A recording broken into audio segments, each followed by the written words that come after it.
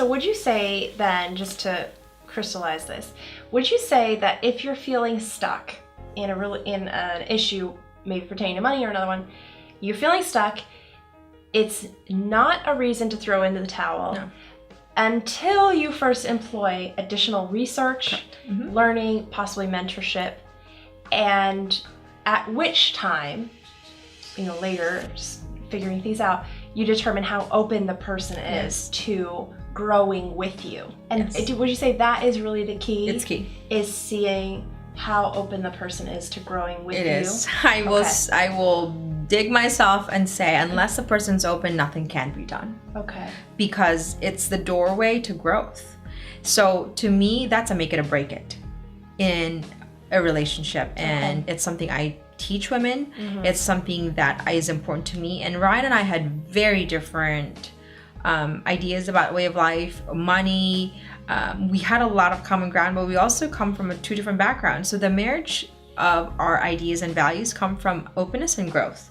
Because even though we were coming from different angles, because he was open to learning and growing, which means reading, it was easy to marry things, because then we can say, honey, what's the best case scenario here? Okay, we want to create a life that would support our family, that would allow us to do X, Y, and Z with our children, travel. Then we employ the skills we need to get there because we're open to doing so.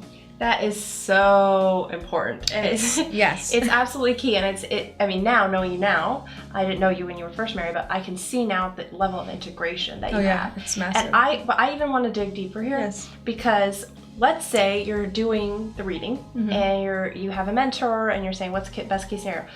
What if one person has a different best case scenario in their mind? Which happens. Okay, so let's say, because you're two individual people, obviously, there will be times when one person will say, best case scenario, I'm, sitting at home with my robe on and feet up, and I'm relaxing. And the other person says, best case scenario, I'm at every party. At what point does the partner take priority, or how do you begin to navigate the differences and still feel like I choose you? I think that's a beautiful question. I think that's marriage. Okay. When I say that's marriage, is that as long as a person is open to growing, and as long as we're open to growth and evolving, I think that part of relationship is patience. And so we cannot, and I will say we're the perfect case for it, because we are Ryan and I are constantly growing. But I will tell you, there's certain things that I take longer, and there's certain things that Ryan take longer. Yeah. And I'm aware of it. And I think because there's a lot of trust, and also we've created a culture of growth, that I trust that Ryan will arrive, and vice versa. Yeah. And not necessarily arrive in the same idea as I am, but arrive in the same openness as I am. And so I think it's absolutely normal to have sort of different varying degrees. Ryan and I read a book, and I remember there was this book that we're reading, and we have questions. And that's part of it too. We don't read, we actually engage, because it's easy to just get book after book without delving into the questions that the book actually proposes. When I say you have to create the questions. So I remember there was a question, is what's a lot of money?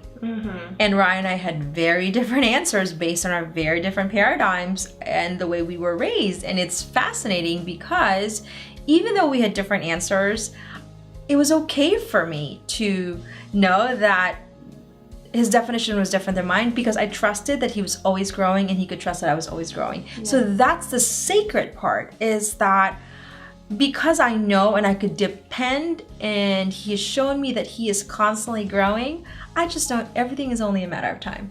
And we've even created that dialogue in our home life where it's only a matter of time. We know when we dream about it, it's only a matter of time. And really to teach that in the highest sort of level of trust, that patience is key, persistence is key, and persistence is peppered every single part of married life. Because if we just give up on our partners, I think that's where depression happens. Yeah. I think it's where division happens. I think it's where divorce could potentially happen.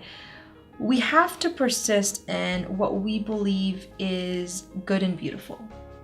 And if we can trust our partners to always rise and grow together, they will arrive in what's good and beautiful, which is why the conversation of how to create a vision, a culture, and a dream in our home has to be an essential part of the marriage. And Yeah. without it, I think we easily get stuck. Yeah.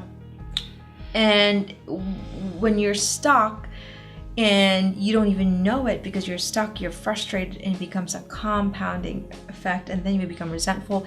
We don't also have the skills to clarify where are we stuck? How are we stuck?